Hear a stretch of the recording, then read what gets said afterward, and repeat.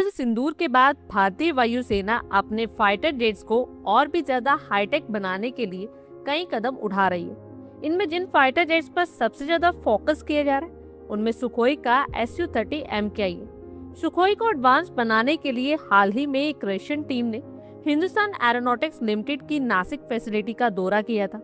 Indian air force अपने super Sukhoi project को final रूप देने के लिए बस CCS यानी कैबिनेट कमेटी ऑन सिक्योरिटी से अप्रूवल मिलना बाकी है और ये कदम ऐसे समय पर उठाया जा रहा है जब भारत 5th जनरेशन के स्टेल्थ फाइटर जेट की खरीद को औपचारिक रूप देने की दिशा में आगे बढ़ रहा है और रूस का Su-57 एक प्रमुख दावेदार के रूप में उभर रहा है।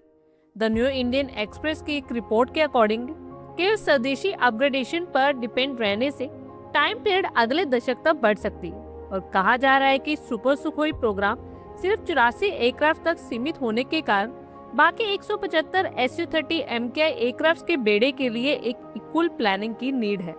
प्रस्तावित रूसी योजना विमान के इलेक्ट्रॉनिक वॉरफेयर सिस्टम और रडार को स्ट्रॉन्ग करने पर फोकस होने की उम्मीद है। मॉस्को ने मौजूदा AL-31 इंजन की जगह ज्यादा पावरफुल AL-41 इंजन लगाने का भी ऑफर दिया है और भारतीय वायुसेना इस प्रस्ताव को एनालाइज कर रही है और दोनों देशों के बीच बातचीत पूरी होने के बाद रक्षा मंत्रालय द्वारा मंजूरी पर विचार किया जाएगा और ये खरीद प्रक्रिया का पहला चरण होगा। सुपर सुखोई प्रोग्राम में रूस को शामिल करने के पीछे का कारण इसे टाइमली पूरा करने की चिंता है। एक बार मंजूरी मिलने के बाद सुपर सुखोई प्रोग्राम को पूरा होने में कम से कम 7 साल लगेंगे। अगर इसकी थोड़ी भी देरी हुई तो पूरा प्रोग्राम 1 दशक तक खिंच सकता है। ऐसा ना हो इसलिए अपग्रेडेशन में रूस को भी शामिल करने पर विचार किया जा रहा है। भारतीय सेना के पास अभी लगभग 260 Su-30 MKI फाइटर जेट्स है।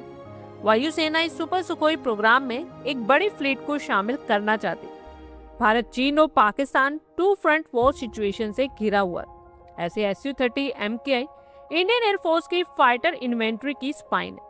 अगर इस प्रोग्राम में रुकावट आई तो इसका असर भारत की युद्ध क्षमता पर भी पड़ेगा। सुपर सुखोई प्रोग्राम के तहत Su-30 MKI एयरक्राफ्ट को DRDO के उत्तम एक्टिव इलेक्ट्रॉनिकली स्कैन एरे यानी ESA रडार से लैस किया जाएगा।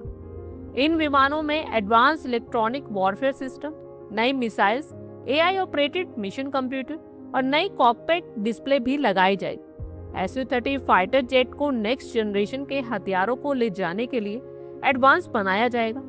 Su-30 को इस तरह से अपग्रेड किया जाएगा कि ये 5th जनरेशन के फाइटर जेट्स का भी मुकाबला कर सके। Su-30 MKI एक twin seater multi role fighter jet है।